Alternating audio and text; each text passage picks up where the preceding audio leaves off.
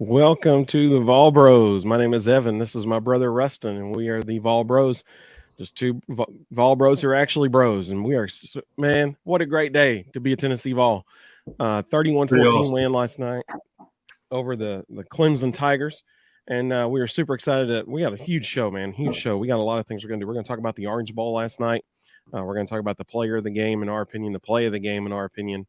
Then we're going to look back over the whole 2022 season and give our thoughts over the whole season. And we're going to talk about we're each going to rank the top 5 plays of this season. And then we're going to look ahead to next year. It's never too early to look ahead next year. So way too early predictions about 2023. Huge show. We're so thankful for all of you joining us. We are using a program called StreamYard. So we would love it if you would join us in this. If you are on Facebook and YouTube or Twitter, I have posted a comment in this feed with a joining link, so you can actually join us on screen if you'd like to. All you got to do is just click that link. You'll show up backstage, and we'll let you on. We'd love to hear your thoughts. We want to hear your thoughts in the comments. We want to hear your thoughts on the air. If you want to join, but you don't want your face on here, you can just join, turn your camera off like a Zoom call, and we can hear you that way. So we're looking forward to hearing your thoughts. Please join us on the air, on the screen, or in the comments. Well, let's get right into it. The Orange Bowl last night. Rustin, give us your general thoughts about what you saw last night. Well, I'll go back to what we said in the preview. We said Squirrel White was going to need to have a big night, that Clemson was going to force him to be a factor. They were going to try to take away Brew and Ramel, and they absolutely did that. And kudos to Squirrel. He responded. He had a huge night. It's kind of his coming out party as a Vol. I think anybody who watched that game has to feel really good about the future. Because the 3 guys that were out there will be the 3 starters next year, and they were ballers. They found ways to be successful. We said that we needed better pass rush. We needed to get pressure on Klubnik and make him be the freshman that he is, and I feel like we did that. I was really impressed with Tim Banks, in spite of how awful our secondary is. Tim Banks found ways to create pressure without putting too much pressure on the DBs. I thought our defensive line and linebackers played an outstanding game, in some really difficult situations, because they're not dumb. They know how bad the secondary was playing, and they know we got to go make plays because these dudes behind us aren't going to. So they found ways to have success. One other thing we talked about was being creative on offense to get Brew in space. And I felt like they did some really cool, creative things schematically to create space for Brew in a difficult situation, because they pretty much double covered him all night. His touchdown was a scheme call. It was 100% creating space for Brew. And what a catch, man. Like the strength he showed in his hands to hold on to that ball. It was awesome. Just unbelievable. That dude is a grown man. But even in the third quarter, there were some big plays that Brew made in key situations that were scheme calls. They were just saying, we are going to throw Brew McCoy the ball right now. How can we figure out how to get him in space? So just really, really impressed with the coaching staff, with the adjustments. I felt like it was a really well-coached night. First half, we were awful running the football, had over 100 yards rushing in the second half. That's halftime adjustments. That's them going, okay, how can we create opportunities? Jalen Wright stepped in, had a huge night. Love seeing that. That guy needs more touches. When he bounced out that run to the outside on that, man, that was beautiful. That was beautiful vision. Ginormous hole. I mean, how could you not see it? But that was a huge play in the game. Douglas Graham on YouTube. I think the other thing that's real important to note. Go ahead. Go ahead. Okay, Douglas Graham on YouTube said, "Big win. Defense played great in the red zone." That's exactly right. Yes. Yeah. Beasley was a beast. Totally agree, man. Aaron Beasley had the game of his life. It was by far his best game as of all. What I most love, I appreciate it. What I most love is, Clemson fans had a built-in excuse in the first half. Their kicker struggled, missed 3 field goals. They could have easily have said, well, if this had happened. That poor dude had a rough night. Yeah. Yeah, they'll yank his scholarship. He's a preferred walk-on today. Yeah. So, you know, they had a built-in excuse, and we left no doubt. Like that excuse would not have mattered. Okay, fine, you can have your 9 points back. We still win by 8. Yep. You know, so that was nice to see. I thought the other thing that was really, really important to note, we did not have the full playbook. Taven Jackson clearly was not cleared to play. Gaston Moore would have been the backup if something had happened to Joe. So for them to put 31 points on the board, trying to protect Joe and not running everything they normally would, was really impressive. Yeah, I totally agree. I think, but the biggest takeaway from me from last night was our coaching staff coached rings around him. Like, I mean, our coaching staff, they were the MVPs of that game. Yeah. If we had to pick a real MVP, they did an incredible job. I loved what Hendon Hooker said in the interview during the first half on the sideline. They asked him what is Josh Heupel brought to this team, and he said he's a great teacher, and he surrounded us with other great teachers, and we saw that in firsthand last night. That was the biggest takeaway for me, was the fact that our coaching staff did an incredible job. The second thing that really jumped out to me was, and because you're exactly right, when we talked about this on our preview show, if you haven't seen our preview show, you can go back and watch that from earlier this week. We said Klubnik, there's film on him now, and this is his first start as a true freshman. How does he respond when the lights are on him, the bright big lights? And there were a couple times where him being a freshman was evident. Both of them immediately come to my mind are in the first half. There was one play where they were trying to set up a screen and I'm going to say the top part of the screen because that's what it was on my TV. But on the top of my screen, there were 3 Clemson receivers to the top of the screen. We had 2 defenders trying to guard 3 receivers with no safety over the top. There was a corner and a linebacker. That math was it. doesn't work.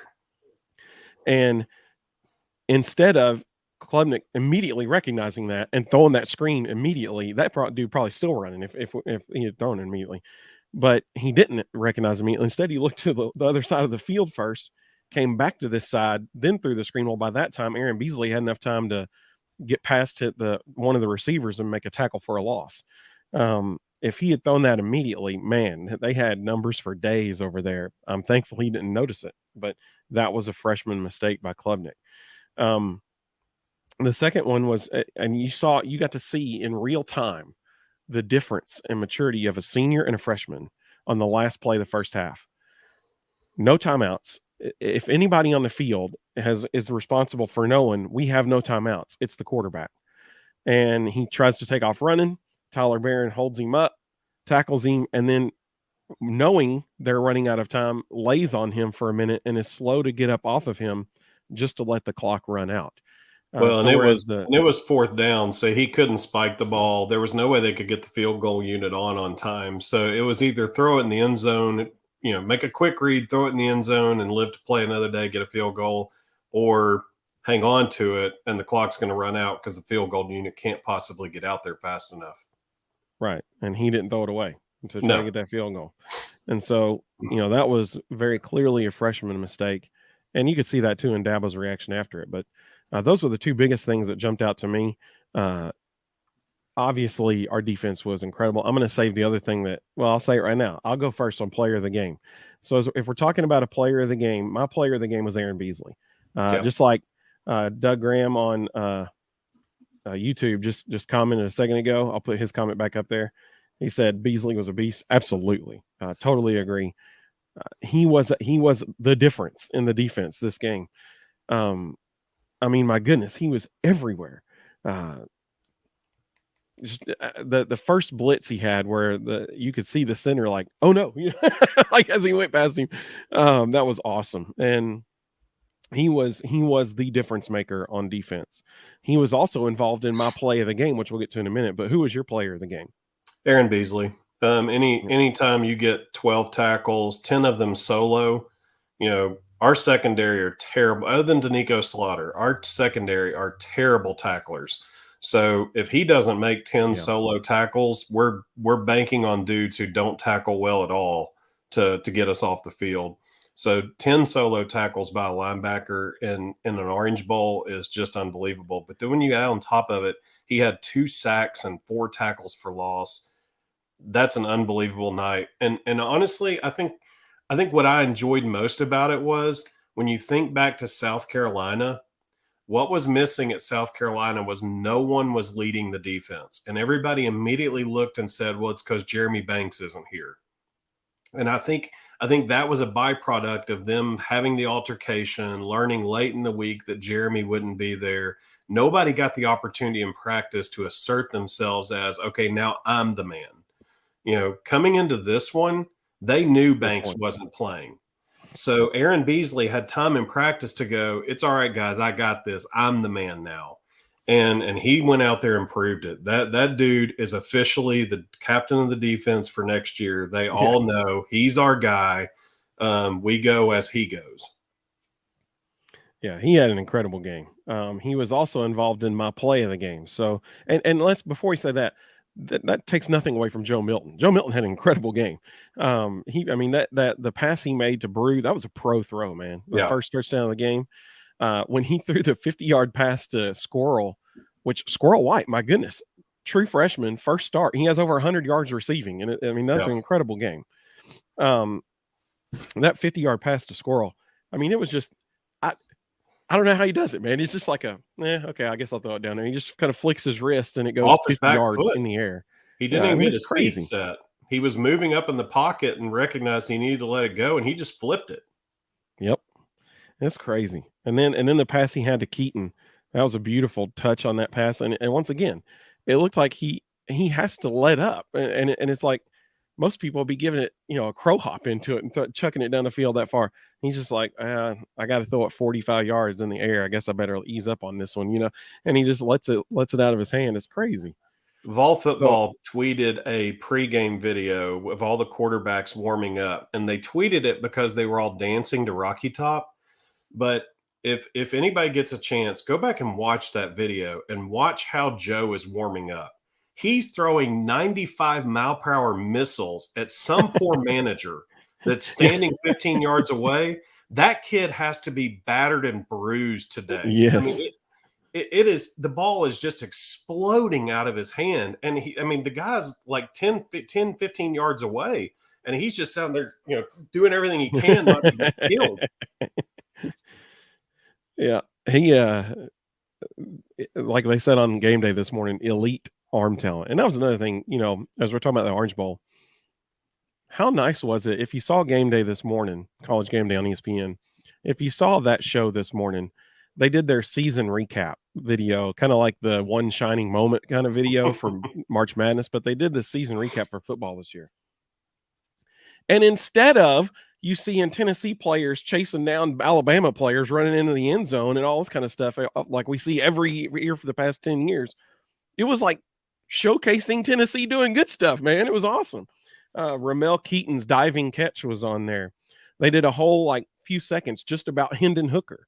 It was awesome, man, getting to see the other side. They showed the field being flooded with Tennessee fans after the Bama win. It was really cool. So our play of the game, from last night, our play of the game. You want to go first? You want me to? I think we have the same one. Okay, you go ahead. Let's see. We didn't talk about either of these in advance, so it's funny that we're both saying the same things. But mine was the Aaron Beasley, Juwan Mitchell 4th down stop of Will Shipley in the 4th quarter. Yeah, that was mine too. You could feel the momentum in the stadium literally flip in that moment, and it was like you could see it tangibly. Clemson players are like, "All right, it's over. We just lost." Yep. And again, I think it's a statement thing that Aaron Beasley was in on that hit. He stood him up. Juwan Mitchell came in, cleaned it up. I hate to give Kamal Hadden any credit because I'm fine if that dude hits the portal today. But Kamal Hadden came in, cleaned it up. Will Shipley was actually stretching the ball out, and I was afraid they were going to spot it first down. But Kamal Hadden threw his shoulder into him and knocked him backwards and caused him to drop straight down. The fact that again, go back to the last 10 years. How many fourth down plays in the last 10 years have we had a linebacker meet a big time running back at the line of scrimmage and we lost and ended up 3 yards across the line or 3 yards downfield for a first down? For the first time in a long time, we made a big time stand and a big time play, and you could feel it. Everybody knew in that moment this game just ended. You know, that's a really good point that you just said, because I was sitting there as you were saying that, I was trying to think back, and the only one I can remember for the past decade was Daniel Batuli at Kentucky. Yep. When he on the goal line stand. But you're right. That's all I can think of. Yeah. I can't think of another one where we dominated a one-on-one situation like that. And I mean, never let's against not. a good team. That was Kentucky. I'm talking about against good Right. teams. Yeah. But yeah, Rustin's exactly right. Neither one of us talked about this beforehand, but we both had the exact same player of the game and the exact same play of the game. That was my play of the game for sure, because that, like Rustin said, you talk about momentum shifting. Oh my goodness. That was decisive in the game. Like you will not win kind of thing. I mean, that was a huge momentum shift. Speaking of the Orange Bowl, I'm gonna share my screen with you real quick. It just so happens that as of 1:50 this morning, we have two brand new shirts on our site. The Champions Orange, and it's got the score and the date there. That's the first one, and the other one is the Best Orange. You got the score and the date on that one too. Both are only $24.99 on thevolbros.com. So we invite you to check out thevolbros.com. And in celebration of the Orange Bowl win, if you use the code ORANGE, you get 10% off your order for the next week. So how about them apples? Or oranges, I should say. That's pretty good stuff right there, man. So let's move on to our next topic. And that is, let's recap this season. Looking back over 2022, what are your thoughts looking back over this season? Well, I think if you had said to anybody at the beginning of the year, when everybody was predicting 8-4, maybe 9-3, if you had said to anybody, "Hey, we're going to finish 11-2, and at one point we're going to be ranked number one in the country," the next sentence out of their mouth would have been, "I hope your place of employment doesn't do random drug testing," because nobody saw that coming, and especially again with the issues we have in the secondary. For that coaching staff to find a way to be 11-2 again, even last night. I mean, last night, everybody going into last night was like, this is a total coin toss. Who knows what's going to happen? Yeah. To go out there and play the way they did and to scheme opportunities the way they did, this coaching staff deserves all the money in the world. Back up the Brinks truck. Let's lock them down for a very, very long time, except maybe Willie Martinez. But let's lock down the rest of them for a really, really long time. I like Willie Martinez, big Willie Martinez fan, but I'm starting to wonder if the game has passed him by. Let's see what he does with this recruiting class. Well, because I'm not sure I'm willing to give him a chance anymore. When the top defensive secondary in the country is currently being coached by a former Vol, I kind of want to go get that dude. So JJ McCleskey's at Tulane. He had the number one pass defense in America. I kind of want the former Vol with the number one secondary in America coaching at Tennessee. No offense to Willie Martinez, but when the same issues keep happening over and over and over, I mean, my goodness, how hard is it to not put your hands up and turn your head around and find the ball? Yeah. In the first half last night, Clemson's entire offense was just throw it deep and get a pass interference call. So well, and you make a good point there. I immediately, Twitter is a beacon of rationality and just it's a wonderful place. But last night in the first half, Kamal Hadden had one of the most obvious pass interference calls I've ever seen in my life. And immediately Vol Twitter erupted with, "How is that pass interference?" I'm like, it was the textbook definition Yeah. of pass interference. They'll literally use that in teach tapes. Yeah, for real. Like, he never once turned his head to attempt to even find the ball at all. And then I'm sure as soon as he got the pass interference call, he immediately started talking trash to the Clemson sideline, because 100%, that makes sense. absolutely, yeah. But there was a one in particular. Well, the holding in the first half last night against Tennessee being held by Clemson and that was never Yeah. called. That was incredibly frustrating. That poor Roman Harrison, man. There was one time the dude literally had him by the throat, like in the holding his neck, trying because he was past him and no call. But anyway, I'm glad you mentioned Roman. Roman was actually my backup to Aaron Beasley for player of the game. I felt like Roman Harrison had his absolute best game as a Vol, and it won't show up in the stat line because he was Right. getting held all night long. Right. But He he was causing created some havoc in the backfield. Yeah, he created a lot of havoc. Absolutely. I want to show as we talk about the 20. Well, hang on, we just got a comment. Let's see. Douglas Graham said DBs not turning their heads is disappointing. Totally agree. Yeah, and it's coaching. Yep. You notice the one time they did it was Nico Slaughter, and beautiful coverage, no pass interference. But it's sad that we're saying that's the only time in the whole game that they did it. But yeah, I mean, I totally agree. That was disappointing, but our front seven, man, they dominated that game. You know, that's interesting because going into the game, Clemson's front seven is the talk. I mean, like one of the best in the country. And man, our front seven just showed them up without our starting middle linebacker. Their front seven played well. In the second half, we made some great adjustments, but in the first half, they whipped our offensive line's tails. I mean, our offensive line did not look good in the first half, especially in the running game. Yeah. So as we talk about the 2022 season here, I want to do a soft flex here. This just so happens to be put. You'll notice the date at the top of this right here, September the 1st.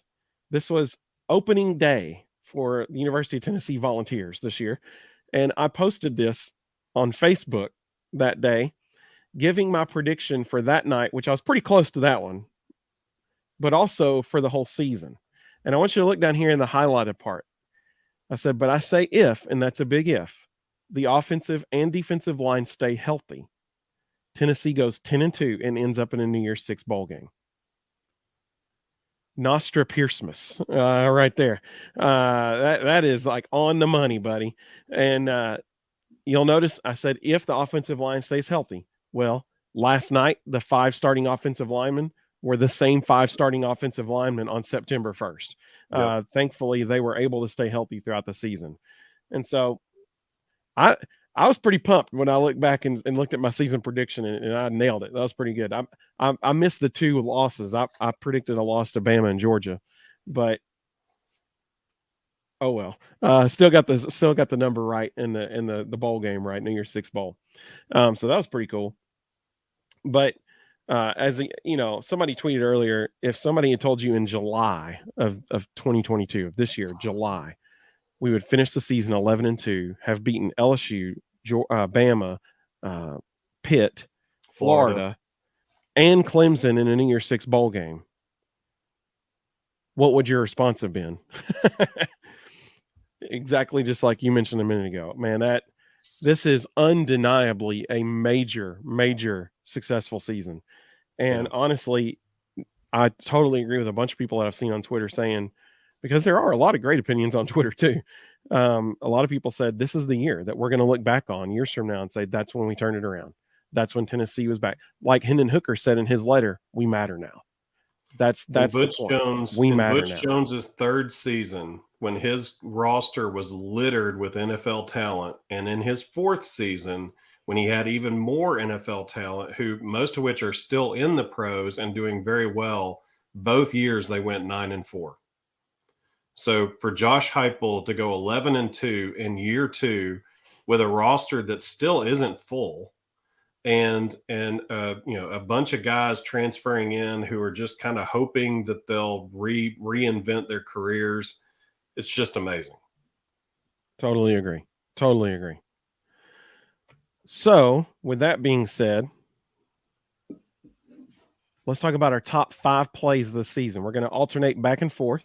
I'm going to let Rustin go first, and then I'll give my. We'll go back and forth, 5, 5, 4, 4, that kind of way. So you go ahead, Rustin. What's your number 5 play of the 2022 season? Well, I need to start my top 5 with a disclaimer. A lot of people know this, but a lot don't. Nick Saban coaches the defensive backs at Alabama. He's not a head coach who helps out with that position. He is the defensive backs position coach. He coaches them every day. He runs all the drills. Nick Saban's considered one of the greatest DB coaches of all time. So he has the thought process of, I can't hire anybody who can do it better than me, so I'm going to do it myself. So I just say that in advance of my top 5. So number 5 for me was Jalen Hyatt's first touchdown against Alabama. Felt like it set the tone for the night. I felt like it was a huge play in kind of the momentum. There was so much energy coming into that game, and then for him to score on a big play right off the bat early in the game, I felt like it set the tone for the noise and the volume that were in that stadium all night. So my top 5, this was difficult because how do you do? There's so many different ways you could do this. You could do like most iconic plays.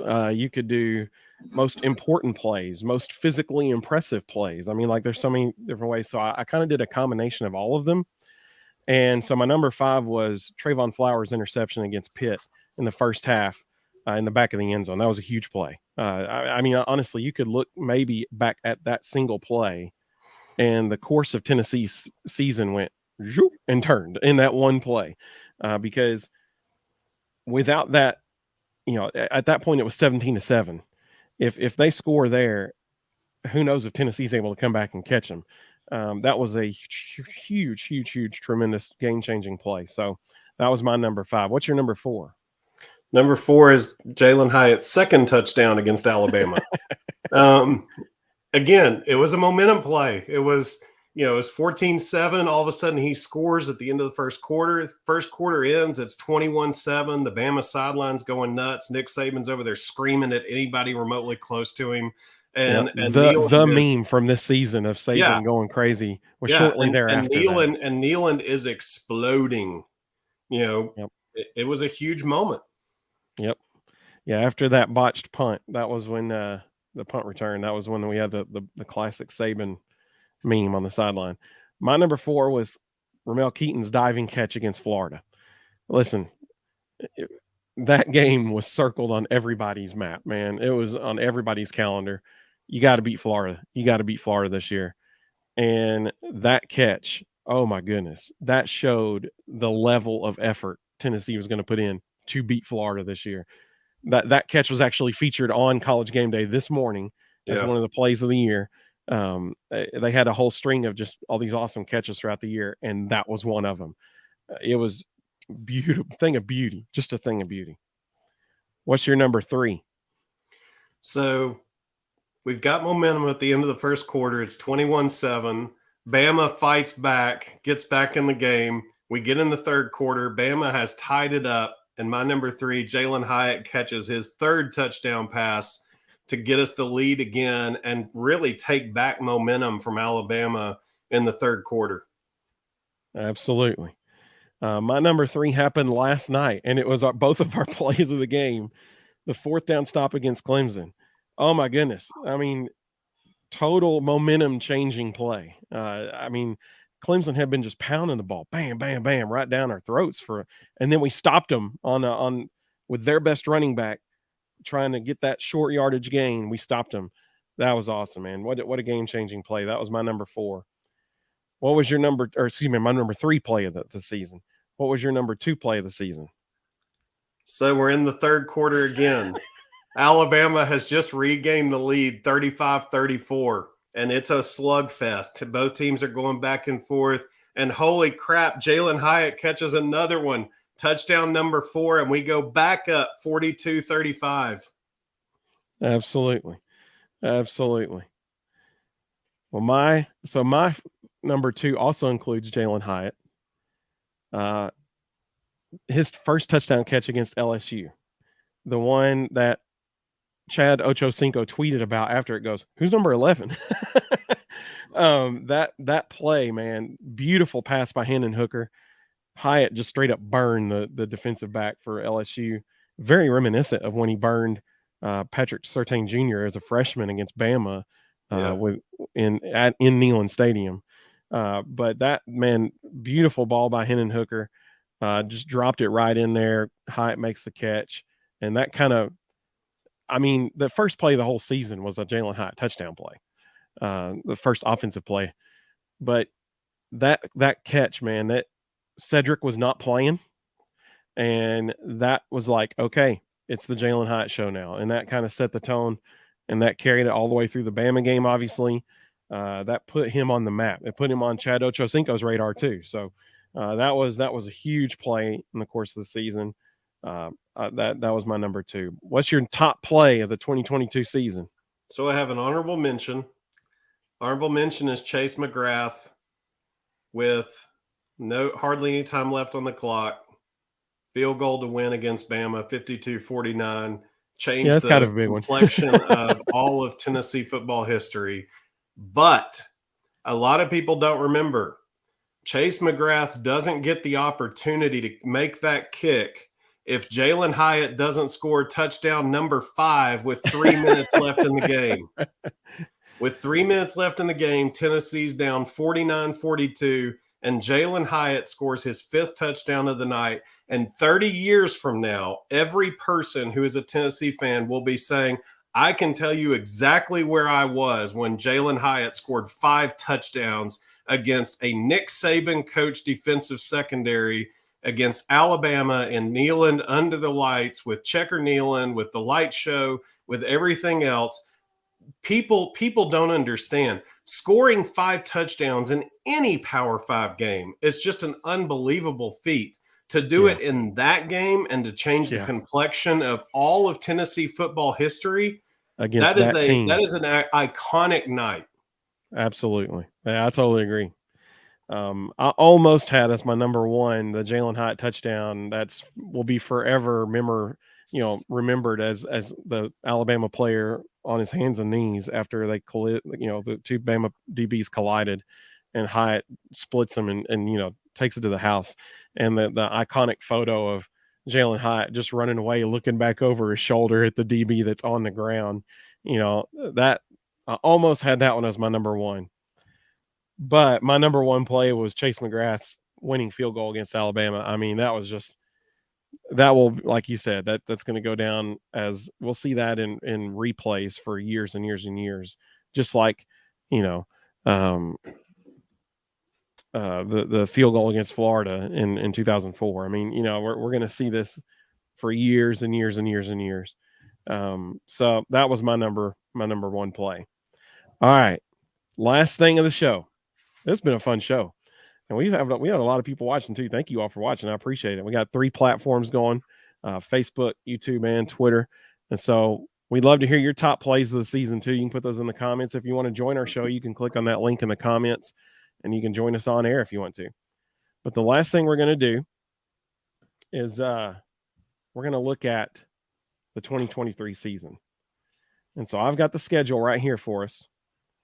So this is our way too early 2023 predictions. We'll take it game by game. First game of the year, neutral site game in Nashville against Virginia. I mean, can we both agree this is going to be a win? Boat race. Yeah. I mean, that's going to be a win. Hang 50 on them. And, obviously Virginia that's come. They didn't even finish the season because of the tragedy that happened on their campus. So obviously we hope that they're recovering well from that mentally and emotionally. But that game, I would pick Tennessee in that game. Yep. Austin Peay. I would love for Austin Peay to survive that without significant injury or death. Yeah. Oh gosh. Yeah, I think we can agree that's going to be a Tennessee win there. Yeah. Third week of the season, we're going to Gainesville. So, my humble opinion, any other year, well, I mean, I'm still obviously, concerned about it, but any other year I would be more concerned than I would be this. Florida's in shambles right now. I know they just pulled in a top 10 recruiting class. I get that. Still freshman. Exactly. And who's going to be their quarterback? Right. I mean, I think the kid from Wisconsin just transferred down there. Yep. I mean, Graham Mertz. I mean, like, if there was a year where Tennessee should walk into Gainesville and dominate with no question about who's the better team, it should be 2023. Yeah. And so, in But my opinion, that's a W. what's amazing is what Tennessee has always struggled with Florida with is a mobile quarterback. So Billy Napier went out and signed the most immobile quarterback he could possibly find. So not concerned about that one. I'm actually more concerned about the next week than that one. Yeah, I was actually just about to say that. UTSA they're good. Like, they're legit. They're very good. I'm assuming he'll be back next year. If he's not, I guess I'll have another guy to replace him. But their quarterback this year is extremely mobile. Really good quarterback. That's a massive trap game. When you've got a team the caliber of UTSA who wins 9-10 games every year, sandwiched in between Florida and South Carolina. Yep. That has trap game written all over it. You're exactly right. Because after this year, all eyes are going to be looking at that September 30th game against Carolina. I totally agree. That's a major trap game. I think Tennessee escapes it, but man, I do too. I think it'll be a lot. I think it'll be a lot closer than people are comfortable with. Absolutely. No doubt about it. All right. So the next week, we're going to don a bunch of pit vipers. We're going to play that thing at 7:00 at night, and we're going to hang 80 on his sorry tail. Yeah, that's going to be Shane Beamer. Run that score up as high as it can possibly go. Yeah, that one I would not want to be a South Carolina Gamecock player or fan that night. You want to talk about a game circled on the calendar? Well, that's it right there, buddy. That is it. That one, that's not going to be pretty. Yeah, as competitive as Josh Heupel is, that's one thing about him as a coach, man. That he is a competitor, and he keeps receipts. That game is going to be on his radar. And that game's going to be on the radar of every single one of the 101-915 that walk into Neyland Stadium that night too. It's going to be loud. That is going to be an awesome game. Awesome atmosphere. So we have a bye week after South Carolina. There's a bye week. And then we host Texas A&M. In my opinion, if there was ever a year to host Texas A&M, after a bye week, it's going to be 2023. That sets up beautifully for Tennessee, in my opinion. Yeah. If there's anybody that's more of a dumpster fire than Florida, it's A&M. Yeah, that's exactly right. I mean, they're scrambling. They are scrambling right now. And so that's going to be a primetime win, in my opinion, for Tennessee. Yep. I bet that game will be under the lights. That's going to be a rowdy stadium. That's going to be a big win for Tennessee going into Tuscaloosa. So, in my opinion, I think this will be Tennessee's first loss of the season. It's hard going into Tuscaloosa to win anyway, but especially when you just beat them this year. I mean, like, how we got South Carolina circled on our calendar? Well, they're going to have Tennessee circled on their calendar. And I think it'll be an extremely close game, but I think Alabama is going to pull it out, assuming they can, so get their quarterback situation straightened out. So we disagree on this one. Ole Miss under Hugh Freeze gave Nick Saban fits, running an up-tempo, no huddle, Art Briles based system. Yep. Ole Miss under Lane Kiffin, not this year, but in prior years, gave Nick Saban fits. Why? Jeff Lebby was calling plays, running Art Briles' system. The exact system that Josh Heupel has taken and made even better. And I think we are Nick Saban's Kryptonite. kryptonite. Yeah, I think he struggles to figure out how to slow this down. And what makes him great is his ability to change up defensive looks, bring different looks. When you're going fast, you don't get that benefit. You don't get that luxury. And it's why Jalen Hyatt had 5 touchdowns. I honestly, Bama's going to go through a bunch of coaching changes. They're going to have a new offensive coordinator. They're going to have a quarterback controversy on their hands. Um, I, I'm honestly, I think we win this thing. I think it'll be close, but I think we're the favorite going into this game. Yeah, you're right. There will definitely be a quarterback controversy in Tuscaloosa next year. There's no doubt about that. So, any Bama fan that thinks there's not going to be, no, there's going to be. Whoever gets the OC job, that's going to say a lot about what direction they're leaning, because the two quarterbacks they're going to be fighting for that job are not comparable. They're two very different players. You're very right. Absolutely. Well, the next week after Bama, we go to Lexington. I think Kentucky's going to take a major step back next year. I mean, they're losing, the number 1 overall quarterback in the draft apparently, and so, I mean, like they're going to take a major step back. I think we go in there and we hand it to them again. Yeah, I think they'll be okay. They'll look different. Their running back depth is going to be awful. But they did get Devin Leary. He's transferring from North Carolina State. And if they can convince Liam Cohen for sure to come be their OC again, Liam Cohen's a great play caller, and he will scheme up things to make Devin Leary good. Look at Will Levis under Liam Cohen versus Will Levis this year. So I don't think we're gonna have any issue beating them. I think it's gonna be, I think we're back to normal. Kentucky's always going to be a win. But I think Liam Cohen will find ways to keep them in the game. Well, the week after that, we got the mighty Huskies of Connecticut. Yeah, that's a win. Yeah, we'll just keep on going. So at this point, I'm saying, how many games we got so far?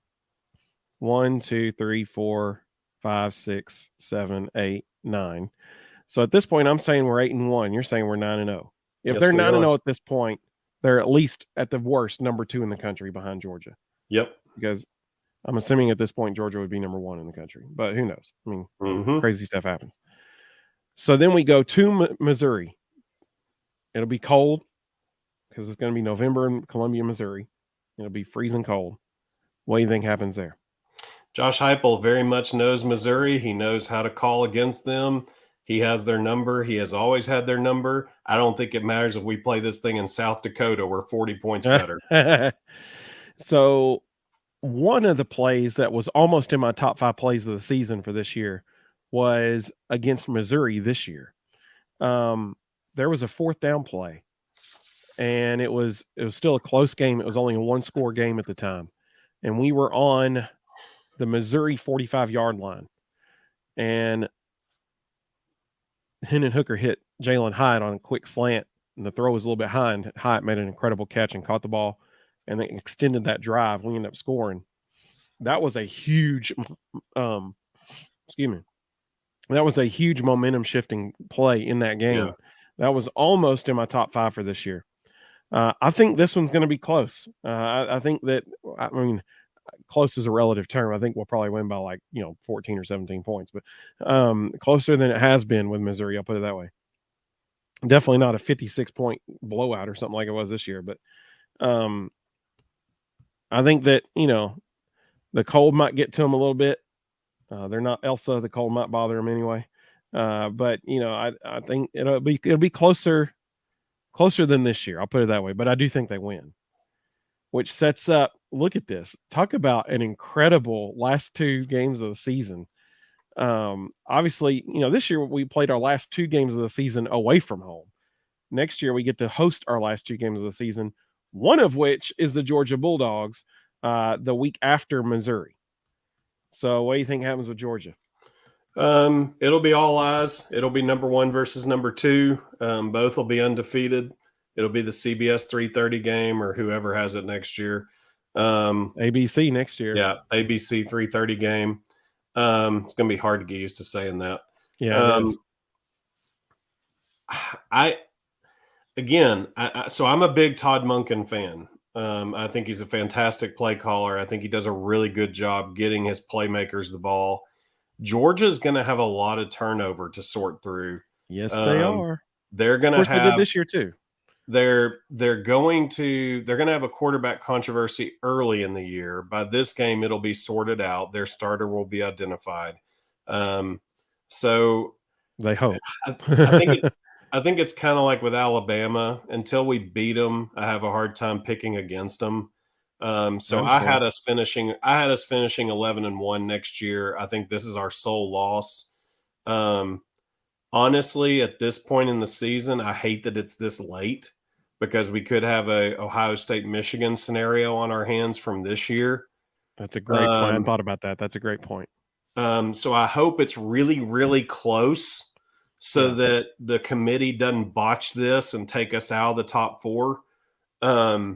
Because I think we're going to be one of the top 4 teams in the country next year. Yep.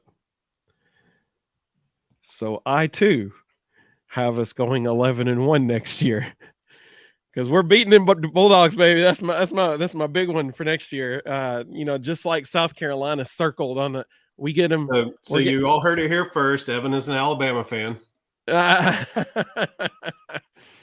Now, just like we got South Carolina circled on that calendar, we got Georgia circled on that calendar next year too, coming to Neyland.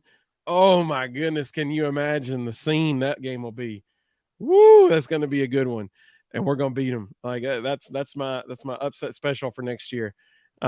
Georgia, they'll be having a new quarterback. I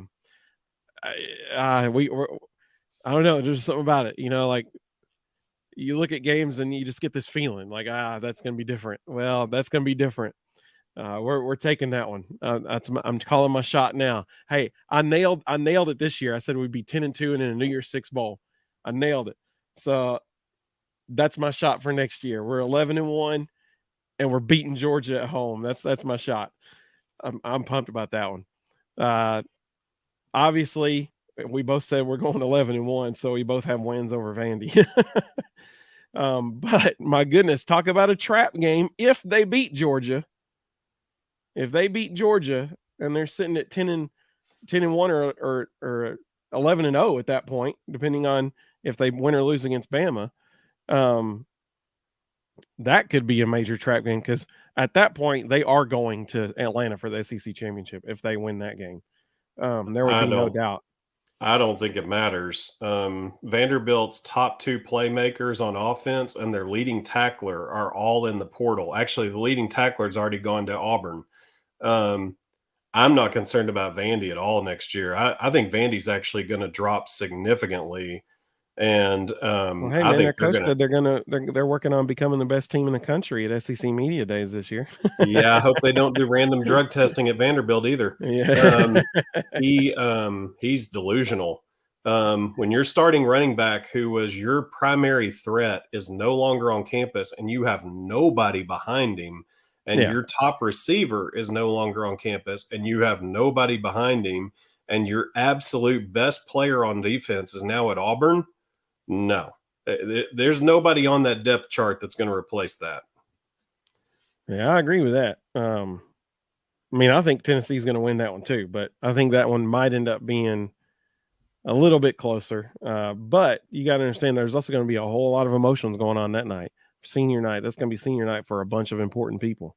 Sure. Our offensive line, hey, I'm telling you what, if we want to make a run at the playoff, it needs to be in 2023 because 2024, we're going to have a brand new offensive line. Mm-hmm. Four of our 5 offensive line starters from this year are returning. The only one that's not is Darnell Wright.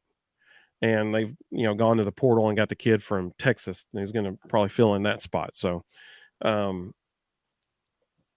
this is a big year. 2023 is a big year for Tennessee football. If they want to make a run at the playoff, it needs to be in 2023 because the way the schedule sets up for them, Florida's going to be down. Texas A&M is going to be down. They get Texas A&M at home. South Carolina, they get them at home. Kentucky's going to be down. Vanderbilt's going to be down. And they get Georgia at home. Mm-hmm. So if there was ever a year for them to make it to Atlanta, it's 2023. Like this, they got to make a run in 2023. Honestly, I kind of hope we lose a close game to Georgia so we don't have to go to Atlanta, because the West is going to be really good, or the top three in the West are going to be really good next year, and Atlanta could be a problem for the playoffs. I would rather be 11-1, be sitting at number 3 nationally, and not have to worry about Atlanta messing up our playoff chances. Yeah, that's fair. Well, y'all heard it here first.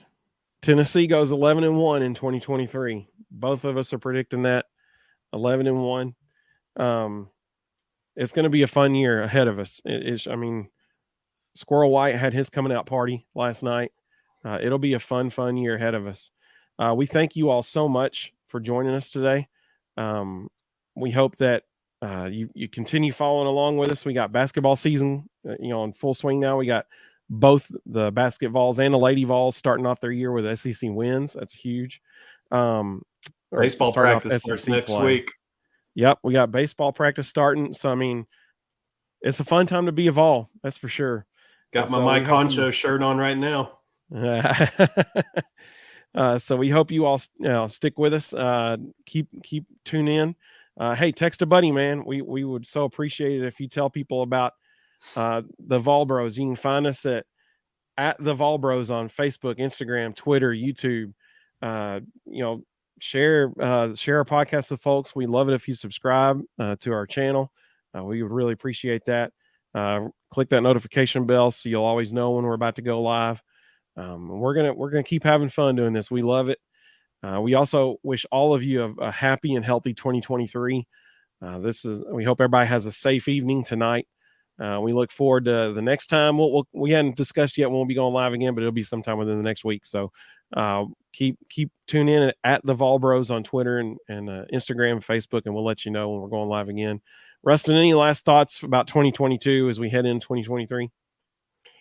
I can't remember the exact number, but I want to say I saw a stat the other day that in 2022, the Vols at home, baseball, basketball, and football finished something like 62-5. Yep, only 5 losses. That was it. I don't know if there's a better home campus advantage in America than that. That's just unbelievable. You're exactly right. It is a good time to be a Vol. It is a good time to be a Vol. So with that, Happy New Year, everyone. And we will see you all very, very soon. Happy New Year, guys.